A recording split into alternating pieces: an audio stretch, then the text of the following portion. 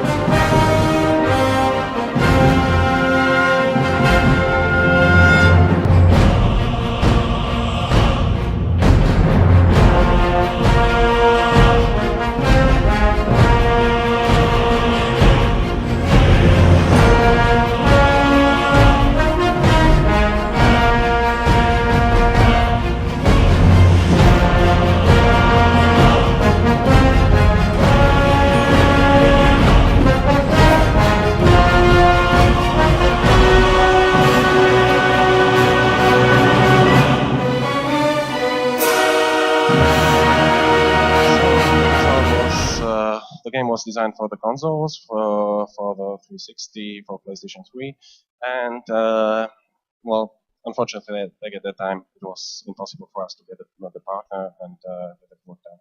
So we fortunately were able to acquire a work-for-hire project from Activision, which we were able to finish under terrible circumstances, very big push and everything, as it's normal with the Activision projects.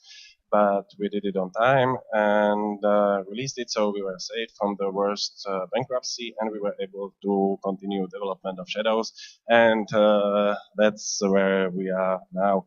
So The question is why we have, you may ask why we have returned from the first person perspective to the isometric view. Well, the answer is simpler. It's all about the money. I mean, for the first person shooter unit RPG, you would need much more resources, and you are very limiting your potential partners you can talk to.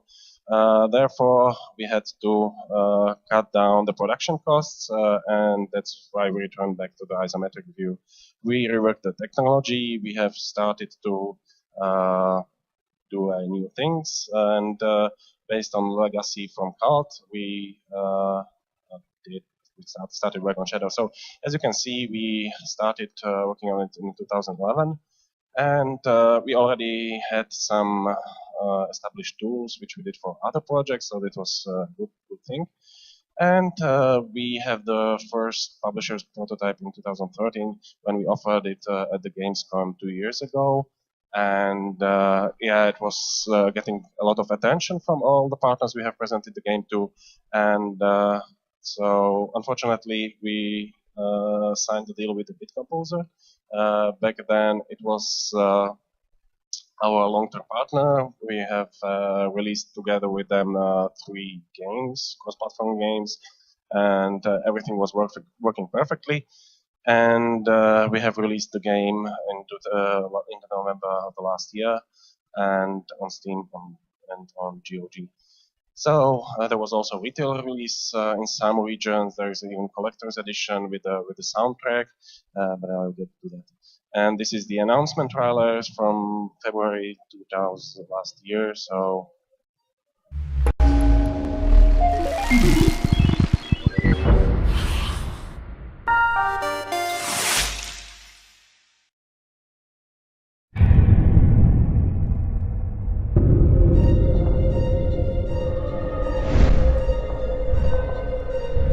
Years ago, the Heretic Kingdoms cried out for liberation.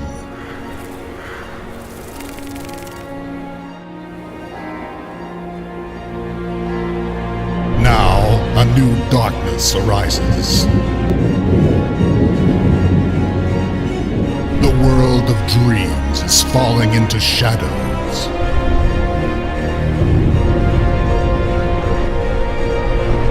And a new age is dawning.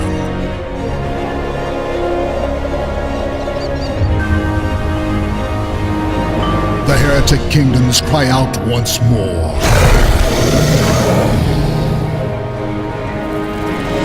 The last hope for salvation is a demon that can swallow souls and control tortured heroes. But who is the master? And who is the puppet?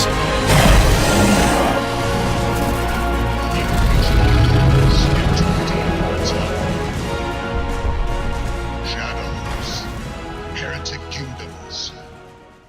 So this is the announcement trailer from February of last year.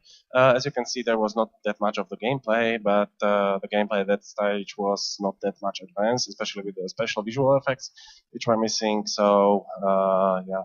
So I will very briefly to talk about how the game is structured. The whole game is based about the Shadow Realm, which is predecessor back in Heretic Kingdoms, which was called the Dream World. It was a parallel universe full of ghosts and so on.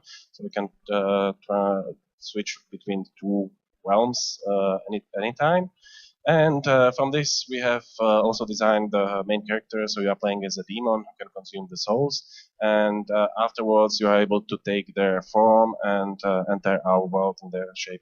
As you can consume multiple souls, so you can take play different characters within a single character. And as you have a lot of souls, then we have had what we wanted, actually, the party system. And we have had also the real-time combat, which is kind of puts us into the Diablo position, kind of. So the Shadow Realm, as I said, it's quite a good idea how to make more content with less effort. But on the other hand, as we did much better than we wanted or planned to, it actually required much more effort than we originally planned for. So it was quite confusing. This is how is the Shadow Realm looking in the game. As you can see, it's quite a ghostly thing, and only the ghosts are living there. So this is your demon, and you are fighting other demons and other ghosts. You can talk to the spirits of the living, and you get the quests from them, and you can also, pass some obstacles which are impossible in the normal world. So we are using it also for the puzzles and that kind of thing. So the Devourer, it's your main character, and it was a perfect answer for us because we wanted the game to be playable also with the controls, which makes it more difficult if you have normal party system. I have to control multiple characters. So we wanted to stick with a single character, but also we wanted to have the party system. So we have had this kind of the Aurora consuming the souls, and we have had also 3 main characters and each has their own storyline, quest, dialogue. So it's technically, if you are playing the 3 games, you can play it 3 times and have always something new. These are some concepts for the Devourer, how it was designed. It's designed that it also will change his appearance according to your actions, so you can transform him more into the demonic-like version or angelic-like if you are making good deeds. And party system, there are 15 characters totals, and each of them has their own unique personality, and they are talking to each other. Some of them are even the former lovers, so you can get even to some harassments in some, but they are still in your head, so they are talking to each other, they communicate with each other, they communicate with the demon, and they are trying to give him, persuade him to do what they want. Do not order me, demon. You're in my town now, Thole, the city of outcasts.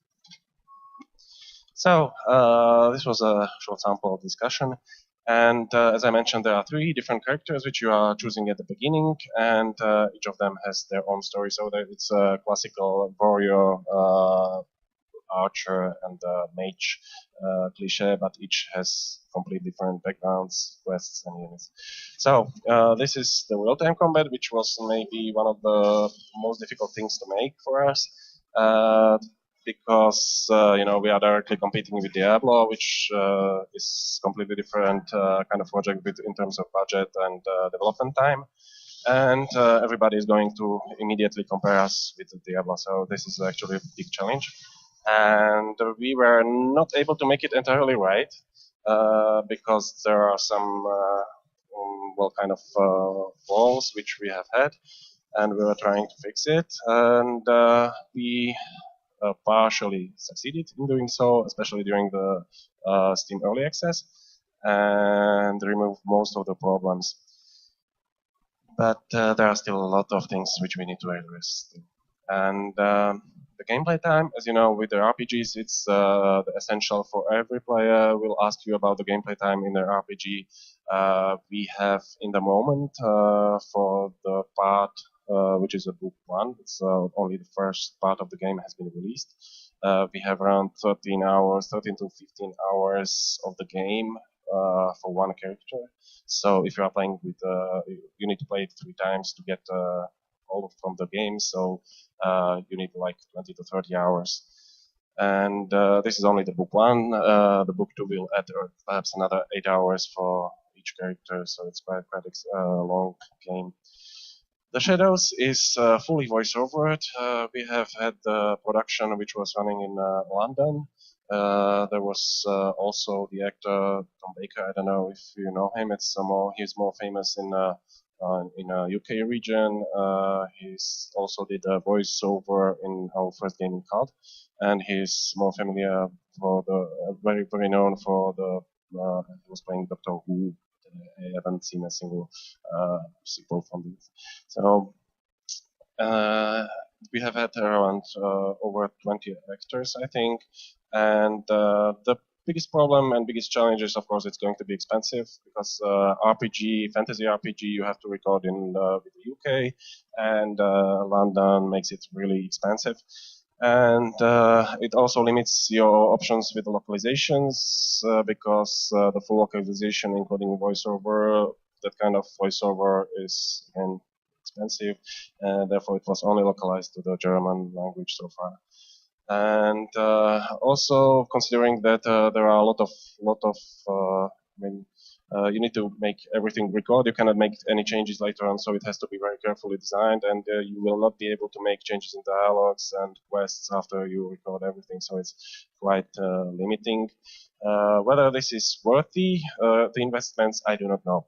Of course, a lot of players. This is definitely one of the best voiceovers for, and no game would be ashamed to have this kind of voiceover. All players who have played it, they really appreciate the quality of the actors. But if it has really that kind of benefits for the gameplay, I do not know. So how to say? The similar situation for the music. We have had a fairly limited budget, and as you know, everybody is expecting from fantasy games to have great scores, great tracks recorded by the orchestra. So we had to undertake a kind of decision that we don't have enough money to make the full soundtrack orchestra recorded exclusively for us. So we only recorded the main theme and a few other tracks, and the rest was licensed non-exclusively from the existing libraries. This is the movie from the recording of the main theme in Budapest. I couldn't not play it, so enjoy it.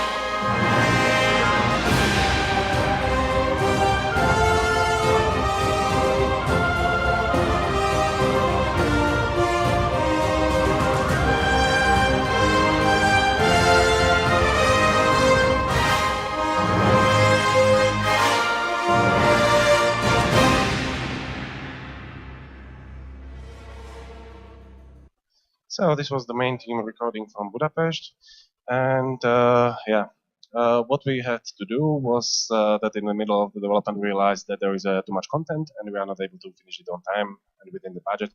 Of course, that's a common situation, as most of you know, and therefore we have agreed with the publisher to split the game into two parts, book 1, which was released in November, and book 2, which will be released I believe sometimes.